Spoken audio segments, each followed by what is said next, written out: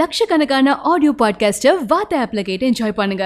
தமிழ் மற்றும் அதர் லாங்குவேஜஸ்லயும் உங்களோட பாட்காஸ்ட்டை வாத்த ஆப்ல பப்ளிஷ் பண்ணலாம். கீழே டிஸ்கிரிப்ஷன்ல இருக்கிற லிங்கை கிளிக் பண்ணி வாத்த ஆப்பை டவுன்லோட் பண்ணுங்க. Hi, this is Aishwarya Menon. India Glitz-க்கு நீங்க subscribe பண்ணலனா கண்டிப்பா subscribe பண்ணுங்க. You are missing out on a super cool channel.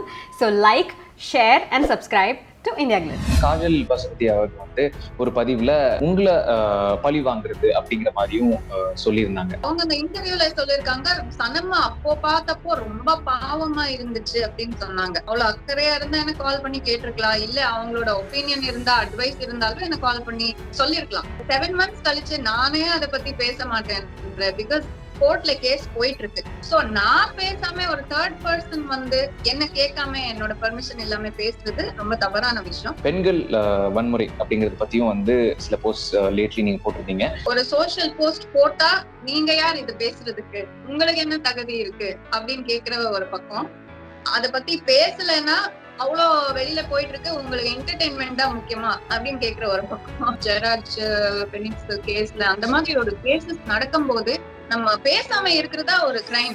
ரீசெண்டா சூர்யா தேவி அப்படிங்கிறவங்க வந்து மீனா மிதுன் அண்ட் த்ரிஷா அவர்கள் பத்தின ஒரு விஷயத்திலையும் அண்ட் வனிதா அவர்கள் பத்தின விஷயத்திலையும் கமெண்ட்ஸ் அப்படிங்கிறது பாஸ் பண்ணிருக்காங்க. ஷாக் ஆயிட்டேன் உண்மையில, எப்படி இப்படி ஓப்பனா வந்து ஒரு பர்சனல் அட்டாக் பண்ணிட்டு இருக்காங்க அப்படின்னு எனக்கு தெரியல. இதெல்லாம் ரொம்ப தவறான விஷயம். It's a crime. சாத்தான்குளம்ல நடந்த ஒரு இஷ்யூ அத்தாரிட்டி மிஸ்யூஸ் பண்ணி கொடூரமான ஒரு டார்ச்சர் அண்ட் டெத். போலீஸ் டிபார்ட்மெண்ட்ல நிறைய பேரு இந்த கொரோனா டைம் அவங்களோட லைஃப் ரிஸ்க்ல வச்சுட்டு நம்மளுக்காக சேவை செஞ்சிருக்காங்க. சோ ஒரு பக்கம் அப்படி இருக்கும் போது இந்த மாதிரி ஒரு சில இன்சிடென்ட்ஸ்னால அந்த போலீஸ் டிபார்ட்மெண்ட்டுக்கே ஒரு டிஸ்கிரேஸ் மாதிரி.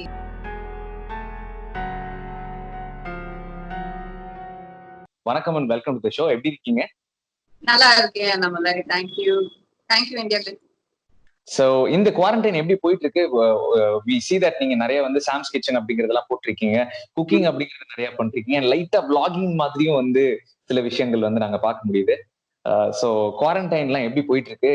குக்கிங் எல்லாம் திடீர்னு எப்போ தோணுச்சு? எதனால இந்த வீடியோஸ் எல்லாம் ஆரம்பிச்சீங்க? ஃபர்ஸ்ட் குக்கிங் எப்போ தோணுச்சுன்னா ஸ்விக்கி எப்போ ஸ்டாப் ஆச்சோ அப்போ வழி இல்லாம நான் வந்து பிஃபோர் லாக்டவுன் ஷூட்டிங் டைம்ல எல்லாம் ஈவெண்ட்ஸ் இருக்கும், ஷூட்ஸ் இருக்கும், இல்ல சில டைம் சும்மா லேசியா இருப்பேன்.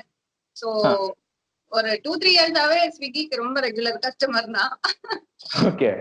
சோ இந்த லாக்டவுன்ல வேற வழி இல்லாம சரி நம்ம தான் குக் பண்ணணும்னு சொல்லி ஆரம்பிச்சது. கொஞ்சம் கொஞ்சமா எக்ஸ்பெரிமெண்ட் பண்ணது. இப்போ ஒரு அளவுக்கு நல்லா வந்துட்டு இருக்கு. சோ தைரியமா அதை பத்தி போஸ்ட் பண்ணலாம். அண்ட் நல்ல வந்த டிஷ்ஷஸ் வந்து என்னோட ஃப்ரெண்ட்ஸுக்கு இன்ஸ்டால ரெசிபி ஷேர் பண்ணிட்டு இருப்பேன். சோ அவ்வளவுதான். ரீசன்ட் டைம்ஸ்ல வந்து நாங்க வனிதா அவங்க வந்து நீங்க கங்க்ராச்சுலேட் பண்ணி அந்த வெட்டிங் இன்விடேஷன் போட்டு இந்த போஸ்ட் பார்த்திருந்தோம். சோ அத பத்தி வனிதா விஜயகுமார் அவங்க வந்து எனக்கு பிக் பாஸ் டைம்ல தான் தெரியும். அதுக்கு முன்னாடி எனக்கு கண்டிப்பா தெரியாது. பிக் பாஸ் டைம்லயும் பர்சனலா தெரியாத ஒரு பார்ட்டிசிபெண்டா தான் எனக்கு தெரியும், டிவில பார்த்தது, அவ்வளவுதான். சோ அவங்க through the past few months big பாஸ்ல நான் யாருன்னே தெரியாம நான் ஒரு struggle I was going through. அந்த எனக்காக வந்து உள்ள பிக் பாஸ்ல பேசிருக்காங்க. உண்மையில நான் யாருன்னு அவங்களுக்கு தெரியாது, அவங்க யாருன்னு எனக்கு தெரியாது. நான் அவங்க நம்பர் கூட என்கிட்ட இல்ல. பட் அவ்வளோ ரிஸ்க் எடுத்து அவங்களுக்கே அது வந்து அந்த கேம்ல நிறைய பேக் ஃபயர் ஆச்சு. இருந்தாலும் எனக்காக அவங்க பேசிருக்காங்க. அந்த ஒரு நன்றி நான் லைஃப்லயே மறக்க மாட்டேன். ஸோ அது இருக்கு. அதுக்கப்புறம் அவங்க பிக் பாஸ் வெளியில வந்ததுக்கு அப்புறம் பின்னால நான் அவங்க டாட்டர்ஸோட அவங்கள மீட் பண்ணது. அப்போல இருந்து ஒரு ஃபியூ டைம்ஸ் நான் பேசியிருக்கேன். Always is a well wisher of me. எப்பவுமே வந்து மோட்டிவேஷனா பேசுவாங்க, தைரியம் கொடுப்பாங்க. So that is my friendship with Vanitha. And திடீர்னு ரொம்ப நாள் கழிச்சுதான் எனக்கு அந்த வெட்டிங் இன்வைட் திடீர்னு ஒரு மெசேஜ்ல அனுப்புனாங்க, இன்வைட் பண்ணாங்க.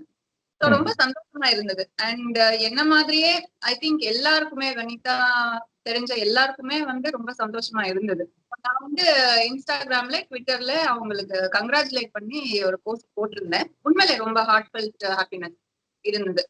But after that I don't know என்ன இஷ்யூன்னு எனக்கு எக்ஸாக்டா 100% தெரியாது. பட் கேள்விப்பட்ட யூடியூப்ல பார்த்த விஷயம் தான். நான் கால் பண்ணேன். அவங்க வந்து ரொம்ப ஸ்ட்ரெஸ்டா இருந்தாங்க. I was not able to talk or ask என்ன நடந்துட்டு இருக்கு அப்படின்னு. So I am not able to comment. On that matter. Okay. Ravindran அவர்கள் கூட ரீசெண்ட் டைம்ல வந்து அவங்கள பத்தியும் பேசி சில விஷயங்கள் போட்டிருந்தாங்க. அதை ஃபாலோ பண்ணீங்களா?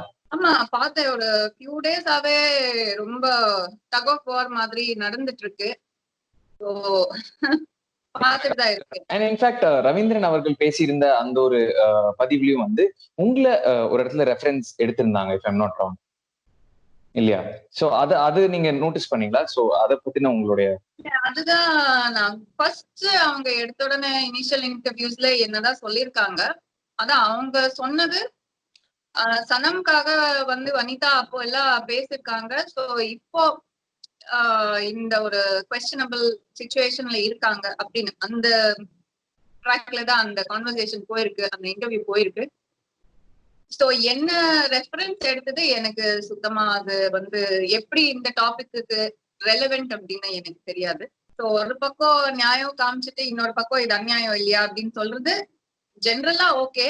பட் என்ன தெரியாம என்னோட கேஸ் எப்படி போயிட்டு இருக்குன்னு தெரியாம என்ன சிச்சுவேஷன்ல நான் இருக்கேன்னு தெரியாம என்னோட ரெஃபரன்ஸ் எடுக்கிறது எனக்கு அது நெகட்டிவா எஃபெக்ட் ஆகும். சோ அது வந்து பண்ணிருக்க தேவையில்லை அப்படின்னு நான் ஃபீல் பண்றேன். அண்ட் ஆல்சோ இப்போ ரீசெண்ட் டைம்ஸ்ல இன்னொரு பக்கம் பார்த்தோம்னா காஜல் பசுபதி அவர்கள் வந்து ஒரு பதிவுல உங்களுடைய அண்ட் ஏற்கனவே தர்ஷன் அவர்களுடைய இஷ்யூவை வந்து பேசியிருந்தாங்க. இன்ஃபேக்ட் அதுல வந்துட்டு உங்களை பழி வாங்குறது அப்படிங்கிற மாதிரியும் சொல்லியிருந்தாங்க.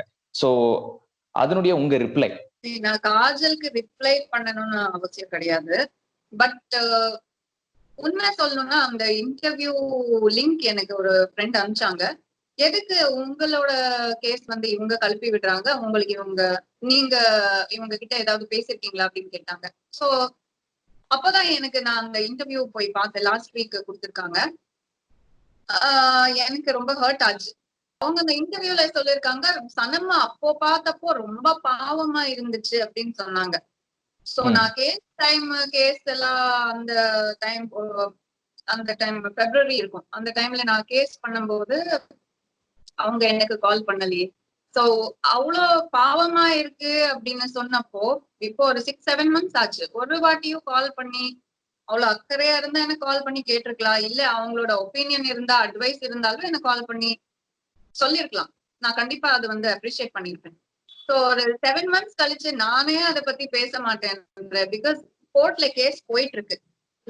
எனக்கு ஒரு அநியாயம் நடந்திருக்குன்னு சொல்லி நான் லீகல் போயிருக்கேன். கோர்ட் கேஸ் நடக்கும் போது நான் அதை பத்தி பேச விரும்பல. பிகாஸ் யாரையும் நான் இங்க வந்து டிஃபேம் பண்ணணும்னு என்னோட எண்ணம் கிடையாது. சோ நான் பேசாம ஒரு தேர்ட் பர்சன் வந்து அதை பத்தி என்ன கேட்காம என்னோட பெர்மிஷன் இல்லாம பேசுறது ரொம்ப தவறான விஷயம். இன்னொரு அதுவும் ஓகே, அது வந்து நான் அதுக்காக ரிப்ளை பண்ணிருக்க மாட்டேன். பட் என்ன இருந்தாலும் லவர் மேல பழி வாங்க கூடாதுன்னு சொல்றாங்க. இது வந்து ரொம்ப சின்ன புள்ளத்தனமா இருக்கு, இம்மெச்சூர்டா இருக்கு என்ன கேட்டா. பிகாஸ் நான் ஏதோ உனக்கு பண்ண நீ எனக்கு பண்றியா, ஓகே அது ஈவன் ஆயிட்டோம் அப்படின்னு சொல்ற மாதிரி கதை கிடையாது இது. ஒரு இட்ஸ் வெரி காம்ப்ளிகேட்டட் திங். ஒரு நம்பிக்கை கொடுத்து ஒரு கல்யாணத்துக்கு வரைக்கும் வந்து என்கேஜ்மெண்ட் பண்ணி அதுக்கப்புறம் நிறைய விஷயங்கள் போயிருக்கு அண்ட் ஒரு சீட்டிங் நடந்திருக்கு அண்ட் நிறைய அமௌண்ட்ஸ் இன்வால்வ் ஆயிருக்கு. இதுதான் these are the highlights of my case. Again அதை பத்தி என்ன ஸ்டேட்டஸ்ல இருக்கு அதெல்லாம் நான் வந்து சொல்ற டைம்ல நான் சொல்லுவேன். அவங்களுக்கு அதை பத்தி எதுவுமே தெரியாது. தெரிஞ்சுக்கணும்னா என்ன கால் பண்ணி கேட்கணும். சோ கோர்ட்ல கேஸ் நடக்கும் போது அதை பத்தி நம்ம பேசக்கூடாது. சோ பழி வாங்குறதுன்னா என்ன அர்த்தம் எனக்கு தெரியல. சோ அவங்க பேசின அந்த வேர்டு தான் எனக்கு தப்பா தோணுச்சு. பிகாஸ் என்ன மாதிரியே நிறைய பெண்களுக்கு நிறைய பிரச்சனைகள் இருக்கும். அவங்க வந்து போலீஸ் ஸ்டேஷன் போகணுமா, ஒரு கம்ப்ளைண்ட் ஃபைல் பண்ணுமா, எனக்கு நியாயம் கிடைக்குமான்னு 1000 வாட்டி யோசிப்பாங்க. அதெல்லாம் யோசிச்சு எடுக்கிற முடிவு தான் இந்த போலீஸ் ஸ்டேஷன்ல போய் கம்ப்ளைண்ட் பண்றது. அந்த மாதிரி பெண்களுக்கு நீங்க இத பழி வாங்க கூடாதுன்னு சொல்ற ஒரு வேர்டு வந்து ரொம்ப irresponsible-ஆ இருந்தது. அண்ட் ஆல்சோ வந்து நீங்க போட்டிருக்க மத்தபடிக்கு இருக்கிற போஸ்ட் அப்படின்னு எடுத்துக்கிட்டோம்னா இந்த பெண்கள் வன்முறை அப்படிங்கறது பத்தியும் வந்து சில போஸ்ட் லேட்லி நீங்க போட்டிருந்தீங்க. சோஷியல் ஆக்டிவிஸ்ட் அப்படிங்கிறது நம்ம எல்லாரும் தான் அப்படிங்கிறதும் நீங்க அட்ரஸ் பண்ணிருக்கீங்க. அதை பத்தியும் அண்ட் தீஷா பில் பத்தியுமான விஷயங்கள். ஏன்னா இப்போ தீஷா பில் அப்படிங்கிறது ஆந்திரால பாஸ் ஆயிருக்கு இல்லையா? நீங்க ஏற்கனவே இதை பத்தியும் சொல்லியிருந்தீங்க. நான் சொன்ன மாதிரி நிறைய பேர் கேக்குறாங்க. சோ ஒரு சோஷியல் போஸ்ட் போட்டா நீங்க யார் இது பேசுறதுக்கு, உங்களுக்கு என்ன தகுதி இருக்கு அப்படின்னு கேக்குற ஒரு பக்கம், அத பத்தி பேசலைன்னா அவ்வளோ வெளியில போயிட்டு இருக்கு, உங்களுக்கு என்டர்டெயின்மெண்டா முக்கியமா அப்படின்னு கேக்குற ஒரு பக்கம். சோ எனிவே இது நம்ம வந்து யார் என்ன கேக்குறாங்க என்ன பேசுறாங்கன்னு பார்த்து நம்ம வந்து எதுவுமே செய்ய முடியாது. ஐ ஃபர்ம்லி பிலீவ் ஒரு சொசைட்டில நம்ம வாழ்ந்துட்டு இருக்கோம். இந்த சொசைட்டில எனக்கு ஒரு சேஃப்டி, ஒரு பொண்ணா எனக்கு ஒரு சேஃப்டி, ஒரு பொண்ணு இல்ல, ஒரு பசங்களுக்கும் இந்த சேஃப்டி இல்ல. நிறைய விஷயங்கள் பசங்களுக்கும் எகென்ஸ்டா நடந்துட்டு இருக்கு. நான் சொல்றது as சிட்டிசன்ஸ் நமக்கு தேவையான ஒரு சேஃப்டி இந்த கண்ட்ரில வேணும்னா அதுக்காக நம்ம தான் ஃபைட் பண்ணணும். ஒரு கவர்மெண்ட் பாடி நம்ம எலெக்ட் பண்ணிருக்கோம்னா நம்மளோட பிரச்சனை எல்லாமே ஆட்டோமேட்டிக்கா அவங்களுக்கு தெரிய போறது இல்ல. நம்ம வாய்ஸ் அவுட் பண்ணாதான் அது வந்து ரீச் ஆகும். சோ இந்த ஒரு இதுலதான் இந்த ரீசன்ட்லி இந்த ஜெராஜ் பெனிக்ஸ் கேஸ்ல அந்த மாதிரி ஒரு கேசஸ் நடக்கும்போது எப்படி பேசாம இருக்க முடியும்? நம்ம பேசாம இருக்கிறதா ஒரு கிரைம் அப்படின்னு தான் நான் சொல்லுவேன். கண்டிப்பா நீங்க பேசுங்க. எல்லா சோசியல் மீடியா பிளாட்ஃபார்ம்ஸ் இருக்கு. இவ்வளோ பவர்ஃபுல்லான ஒரு மீடியம் இது. நம்மளால என்ன பண்ண முடியும்? வீட்டுல உட்கார்ந்து இதை பத்தி பேசவா முடியும், பேசதான் முடியும் அப்படின்னு கேக்குறவங்க, ஆமா அதுவே வந்து ஒரு பெரிய ஸ்டெப். சோ அதுதான் நான் வந்து சொன்னேன். அண்ட் நிறைய விஷயங்கள் அண்ட் ரேப்ஸ் நடந்துட்டு இருக்கு. ரீசெண்டா பார்த்தோம் 7 வயசு பொண்ணு ஜெயப்பிரியா அண்ட் திருச்சியில இன்னொரு பொண்ணு 14 வயசு பொண்ணு. அண்ட் இந்தியா லெவல்லயே பாத்தீங்கன்னா கொடூரமான இந்த மாதிரி ரேப்ஸ் நடந்துட்டு இருக்கு.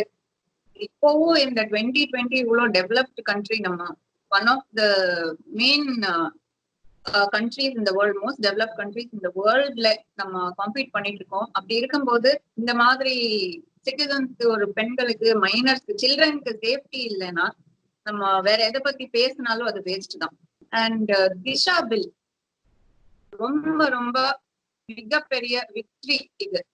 ஏன்னா பல வருஷமா பெண்களுக்காக ஒரு நியாயம் கிடைக்கலையே, ரொம்ப டீலே ஆயிட்டு ஒரு ஜஸ்டிஸ் கிடைக்குது. அந்த ஜஸ்டிஸ் கூட கரெக்டான ஒரு லைஃப் சென்டென்சிங்கோ இல்ல டெத் பெனால்ட்டியோ வரமாட்டேங்குது. நிறைய பேர் எஸ்கேப் ஆயிட்டு இருக்காங்க. இந்த மாதிரி விஷயங்கள் இருக்கிறப்போ ஆந்திர பிரதேஷ்ல YS ஜெகன்மோகன் ரெட்டி அவங்க வந்து திஷா பில் இனிஷியேட் பண்ணிருக்காங்க. பாஸ் ஆயிருக்கு பில்லு. ரொம்ப ரொம்ப ரொம்ப ரொம்ப நன்றி sir, on behalf of all the women in India.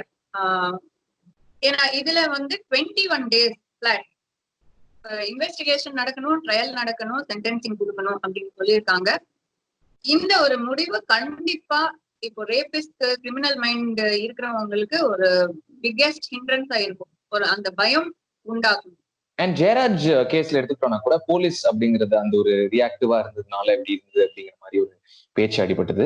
At the same time police அப்படின்னு எடுத்துக்கிட்டோம்னா அவங்க தான் இந்த ஒரு பேண்டமிக்லயும் ரொம்ப ஹெல்பிங் நேச்சரா இருக்காங்க. சோ இந்த ஒரு கான்ட்ராஸ்ட் பார்க்கும்போது சில பேர்னால மத்தவங்களுக்கும் வந்து இந்த ஒரு கெட்ட பேர் அப்படிங்கிறது வருது இல்லையா? சாத்தான்குளம்ல நடந்த ஒரு இஷ்யூ பப்ளிக்கா நம்ம எல்லாருமே தலைகுனிற மாதிரி ஒரு விஷயம். அண்ட் எஸ்பெஷலி போலீஸ் டிபார்ட்மெண்ட்ல நிறைய பேரு ரெஸ்பான்சிபிளா இருந்திருக்காங்க. இந்த பேண்டமிக், இந்த கொரோனா டைம்ல நீங்க சொன்ன மாதிரி எத்தனை பேரு ரோட்ல நின்று பப்ளிக்க வந்து ஸ்டாப் பண்ணி நம்மளோட சேஃப்டிக்காக அவங்க வந்து அவங்களோட லைஃப் ரிஸ்க்ல வச்சுட்டு, அவங்க ஃபேமிலிஸ் லைஃப் ரிஸ்க வச்சுட்டு நம்மளுக்காக சேவை செஞ்சிருக்காங்க. அதை நம்ம மறக்கவே கூடாது. சோ ஒரு பக்கம் அப்படி இருக்கும்போது இந்த மாதிரி ஒரு சில இன்சிடென்ட்ஸ்னால அந்த போலீஸ் டிபார்ட்மெண்ட்டுக்கே ஒரு டிஸ்கிரேஸ் மாதிரி ஆயிடுச்சு.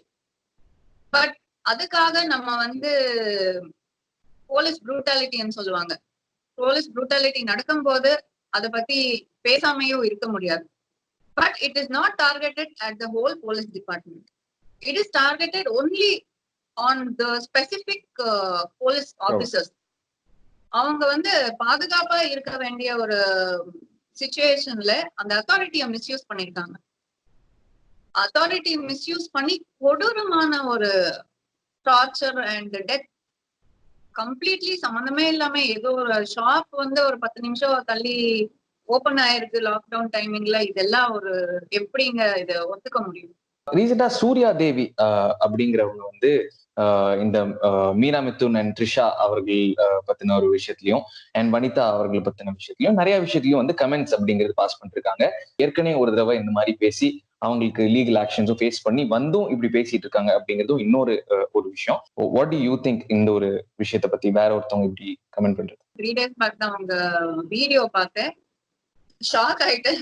உண்மையில எப்படி இப்படி ஓப்பனா வந்து ஒரு பர்சனல் அட்டாக் பண்ணிட்டு இருக்காங்க அப்படின்னு எனக்கு தெரியல. இந்த மாதிரி ஒரு சோசியல் மீடியாவை மிஸ்யூஸ் பண்ணி பர்சனல் அட்டாக் பண்றது, த்ரெட்ஸ் கொடுக்கறது, இதெல்லாம் ரொம்ப தவறான விஷயம். It's crime. எப்படி பார்த்தாலும் அது சரி கிடையாது. நீங்க சொல்ல வர கண்டென்ட் வந்து நீங்க சொல்லலாம், அது வந்து ஸ்டாப் பண்ண யாருக்குமே அதிகாரம் கிடையாது. பட் பர்சனலி யாரா இருந்தாலும், ஒரு பொண்ணா இருந்தாலும், நீங்க ஒரு பையனை அபியூஸ் பண்ணாலும் it is abuse, it is social abuse, it's cyber crime.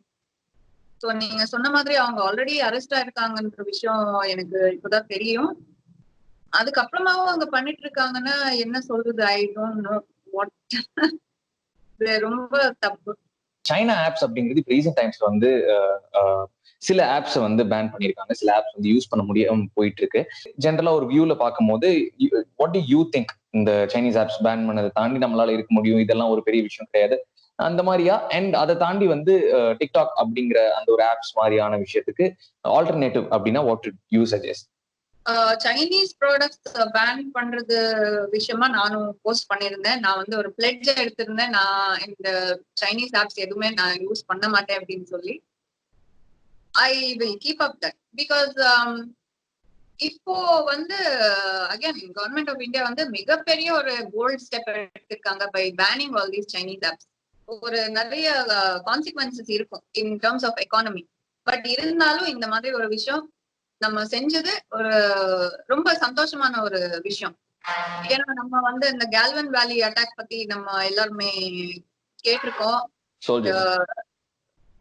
நிறைய சோல்ஜர்ஸ் நம்ம வந்து we lost 20 soldiers we have lost. So ரொம்ப கஷ்டமான ஒரு விஷயம். அண்ட் இதுக்கான ஒரு பதில் இந்தியா கவர்மெண்ட் கொடுத்திருக்கு. நம்ம வந்து இது ஒரு சின்ன ஸ்டெப்பா இருந்தாலும் ரொம்ப ரொம்ப போல்ட் ஸ்டெப் இது. பட் எனக்கு புரியுது, டிக்டாக்ல நிறைய பேர் லைக் கிரேசியா இருந்திருக்காங்க. அண்ட் டிக்டாக் யூசர்ஸ்க்கே வந்து ஒரு தனி ஒரு செலிபிரிட்டி ஸ்டேட்டஸ் இருக்கும் அப்படின்னு கேள்விப்பட்டிருக்கேன். ஸோ அவங்களுக்கு ரொம்ப டல் மொமெண்டா இருக்கும் இது. பட் இந்தியன் ஆப்ஸும் நிறைய இருக்குன்னு நான் கேள்விப்பட்டிருக்கேன். சிங்காரி, ரோபோசோ. ஸோ இந்த மாதிரி ஆப்ஸ் நீங்க வந்து அதான் நான் ஆல்ரெடி என்னோட போஸ்ட்ல இதுதான் நான் சொல்லியிருக்கேன். டிக்டாக் இந்தியன் யூசர் தான் 1/4 ஆஃப் தர் மேஜர் கான்ட்ரிபியூட்டர். டிக்டாக்கோட சக்சஸ்க்கு இந்தியன் டேலண்ட் தான் அவ்வளோ வந்து மேஜர் கான்ட்ரிபியூட் பண்ணிருக்காங்க. இதுல இருந்து நமக்கு என்ன தெரியுதுன்னா இந்தியன்ஸ்க்கு இருக்கிற டேலண்ட் தான். ஸோ உங்க டேலண்ட நீங்க ஷோகேஸ் பண்றதுக்கு இந்தியன் ஆப்ஸ் யூஸ் பண்ணீங்கன்னா அதுவும் டிக்டாக் ரேஞ்ச்ல தானே ரீச் ஆகும். So I think as Indians நம்ம வந்து இந்த ஒரு முடிவை நம்ம செலிப்ரேட் பண்ணணும். With that we come to the end of the show. Thank you so much உங்க நேரத்துக்கு இந்த ஒரு பதிவுக்கு வந்து பேசினதுக்கு. Thank you so much Annamalai. Thank you for your time. India Glitz ரொம்ப ரொம்ப நன்றி for calling me. I had a really fun session. Today நிறைய விஷயங்கள் பேசணும். அண்ட் போறதுக்கு முன்னாடி ஒரு சின்ன விஷயத்த பத்தி நான் ஹைலைட் பண்ணுவேன். இந்த ஒரு இஷ்யூ, இது இஷ்யூன்னு இல்லை, ஒரு நம்ம தமிழ்நாடு ஸ்டூடெண்ட்ஸ், மெடிக்கல் ஸ்டூடெண்ட்ஸ் ஒரு 650 ஸ்டூடெண்ட்ஸ் கிர்கிஸ்தான்ல வந்து ஸ்டக் ஆயிருக்காங்க. ஸோ இது வந்து ரொம்ப பெருசா யாருக்குமே அவேர்னஸ் கிடையாது. ஸோ இந்த லாக்டவுன் டைம்ல கிர்கிஸ்தான்ல வந்து அவங்க படிக்க போயிருக்காங்க. பட் அங்கே லாக்டவுன்னால அவங்களுக்கு வந்து எக்ஸிட் கொடுத்துட்டாங்க. நீங்க இந்த கண்ட்ரி விட்டு போகணும்னு சொல்லியிருக்காங்க. பிகாஸ் அந்த ஃபெசிலிட்டிஸ் இல்ல, அவங்களுக்கு ஃபுட் இல்ல அண்ட் ட்ரீட்மெண்ட்டுக்கான ஃபெசிலிட்டிஸ் இல்ல. பட் இந்தியன் கவர்மெண்ட் வந்து அவங்கள கொண்டு வர்றதுக்கு சரியான ஒரு மெஷர்ஸ் இன்னும் பண்ண முடியாம இருக்காங்க. ஸோ இந்த ஒரு சிச்சுவேஷன்ல அவங்க ஸ்டக் ஆயிருக்காங்க. ஸோ உங்களால முடிஞ்சது, I want to send this out to the government of Tamil Nadu.